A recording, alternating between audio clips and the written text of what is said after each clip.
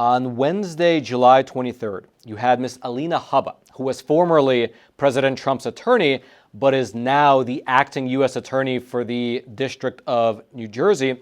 And she released a statement, you can see it up on your screen, regarding voter fraud. Or to be more specific, she released a statement regarding a former Atlantic City official who was being sentenced to 2 years behind bars for requesting and then using fake mail-in ballots. Here's part of what that statement read, quote, "An Atlantic County, New Jersey man was sentenced today to 24 months in prison for his role in the procurement, casting, and tabulation of fraudulent mail-in ballots submitted in connection with a general election held on November 8, 2022, which, for your reference, was the last midterm election.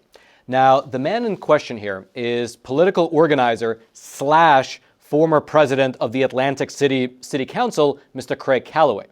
And his story is quite interesting because not only does it highlight a fascinating, concrete example of relatively major ballot fraud, but it also shows us how this type of fraud cuts across party lines, being used by both Republicans as well as Democrats. Now, we covered Mr. Callaway's story briefly when the charges against him were first filed last year. But now that he's actually pled guilty and has been sentenced, let's go through the details of what was actually happening over in Atlantic City, New Jersey, with their, you can say, creative election operations. And as always, if you appreciate content like this, please do smash those like and subscribe buttons so that this video and also this channel can reach ever more people via the YouTube algorithm. It really works, and I know that when you smash that like button and if you subscribe, it really does reach more people. So thank you for that. Now, to start with, over in Atlantic City, Mr. Callaway, he was seen as something of an expert on mail-in ballots. In fact, last year, in the very same month that he actually wound up getting arrested, Mr. Callaway was scheduled to speak at a conservative fundraiser that was organized by Liberty and Prosperity 1776 Incorporated. It's a New Jersey-based nonprofit. And in the invitation, they referred to Mr. Callaway as a vote turnout expert, giving a brief outline of Mr. Callaway's personal history as well as his electoral history. And interestingly, I will mention that that page was actually scrubbed from the internet entirely. You cannot find it anywhere. But lucky for us, we actually archived it last year when we first covered the story. And here's what it said, quote, "Craig Callaway was born in 1959 in Atlantic City as one of 9 children. During the early 1980s, Callaway worked as a PBX operator and hotel clerk for the Resorts International and Harrah's casinos. Then he worked in the mercantile office of Atlantic City government for the next 23 years. Callaway quickly earned a reputation for being fair and helpful to the merchants, bus, taxi, and parking lot owners and the operators he worked with. Many of them were recent immigrants from India, Pakistan, Bangladesh, and other Asian countries. Over the years, many of them developed a rapport with Craig Callaway and began helping each other politically. When he first got involved in politics, Craig Callaway applied his skills and methods to elect only candidates affiliated with the Democratic Party. However, during the past 20 years, Callaway has chosen to support candidates who he believes best represent his views and interests regardless of party." And indeed, looking at his general track record, it appears that Mr. Callaway has something of a Midas touch when it comes to local elections. Whatever he touches turns to gold. The synopsis continues, quote, "Craig Callaway is recognized and respected as one of the best get-out-the-vote organizers in America. In 2001, Callaway then ran the Get Out the Vote drive in both the primary and general elections to elect Democrat Lorenzo Langford as Atlantic City mayor. In that same year, Callaway ran for office himself and was elected ward councilman from the 3rd Ward of Atlantic City. In 2004, Craig Callaway received national recognition when he applied his vote turnout techniques for John Kerry during the Bush-Kerry presidential election." And then, just as that earlier part in the synopsis mentioned, Mr. Callaway didn't appear to discriminate between Republicans or Democrats when offering his services. Quote, "In 2013, Craig Callaway helped to unseat Democrat Lorenzo Langford and elect Republican Don Guardian as mayor in Atlantic City, a town with an overwhelming majority of Democratic voters. In 2020, Callaway helped Amy Kennedy when she was a candidate for the Democrat Party nomination for the House of Representatives in South Jersey. Amy Kennedy defeated Callahan Harrison in the Democratic primary election in June. However, when Kennedy did not hire Callaway for the November general election, Callaway worked for Jeff Van Drew, who had just switched to the Republican Party that January. Van Drew won re-election as a Republican in November of 2020. And I will mention that this work was relatively lucrative for Mr. Callaway, evidenced by the fact that according to publicly available documents, what they show is that Congressman Van Drew paid Mr. Callaway $135,000 for just a few months of work leading up to that particular election. The summary then continues, quote, "Last November, Callaway helped Republican Tokyo Joe Donahue upset incumbent Democrat Eric Scheffler to win election as Atlantic County Sheriff. Callaway also helped Republican Jesse Kurtz win a landslide re-election to City Council in the most Democrat 6th Ward of Atlantic City."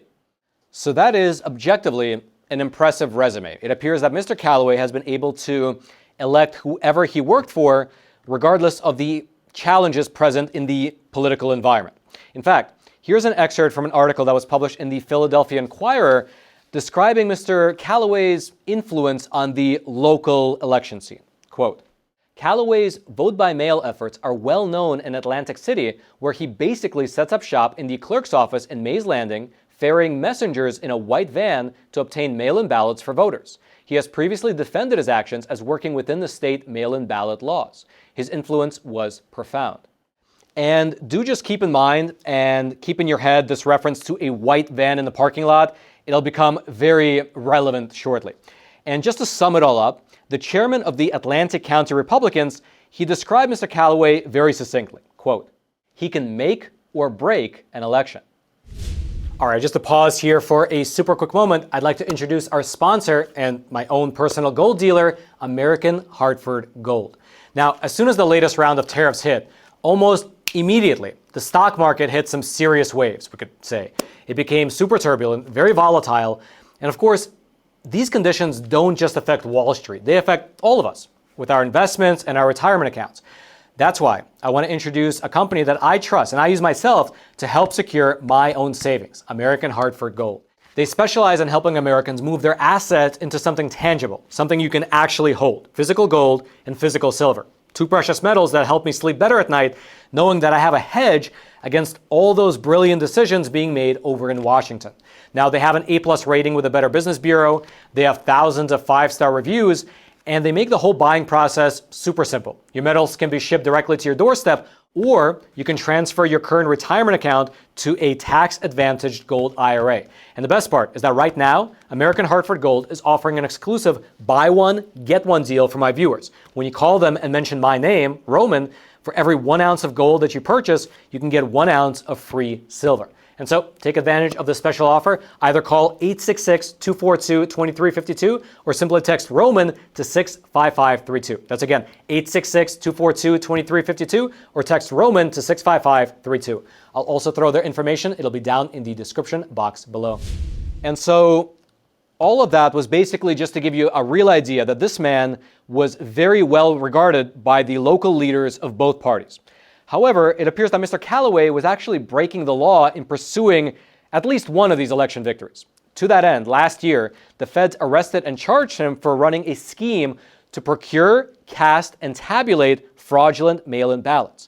Specifically, according to the publicly available court documents, which you can see up on your screen, they show us that while working to get Congressman Jeff Van Drew re-elected in 2022, well, here's what happened. Quote, "Approximately 1 month before the November 8th, 2022 general election, Callaway and others working at Callaway's direction approached numerous individuals in Atlantic City promising to pay them $30 to $50 to act as purported authorized messengers for voters who supposedly wished to vote by mail."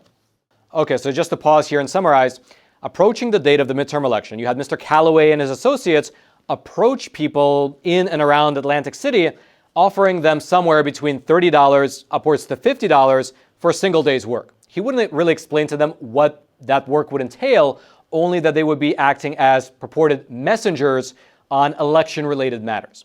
Then, once Mr. Callaway and his group found enough of these messengers, they would go to the local county clerk's office in that white van we mentioned earlier. Quote, "Mr. Callaway and his subordinates further offered to transport these individuals to and from the county clerk's office to perform this voting-related work. Upon arriving at the parking lot of the county clerk's office, an individual who accepted Callaway's offer for work would meet with Callaway, Callaway's subordinates, or on occasion both, and provide Callaway or Callaway's subordinates with their identification. Callaway or Callaway subordinates use the identification to complete the authorized messenger portion of the vote-by-mail application and then provide the individual with multiple applications that Callaway or his subordinates had only moments earlier filled out. The majority of these purported messengers were unfamiliar with the role of an authorized messenger and did not know the voters listed on the vote-by-mail applications for whom they were supposedly serving as authorized messengers. And so essentially, these messengers would be handed somewhere between 1 to 4 of these applications, filled out right there in the parking lot by either Mr. Callaway or one of his subordinates, and then the messengers would head on over to the, quote, the Atlantic County Clerk's office carrying anywhere from 1 to 4 completed vote-by-mail applications. As instructed by Mr. Callaway or his subordinates, these individuals provided the county clerk's office personnel proof of identification, and they signed the vote-by-mail applications in the authorized messenger portion before handing those signed applications to office personnel.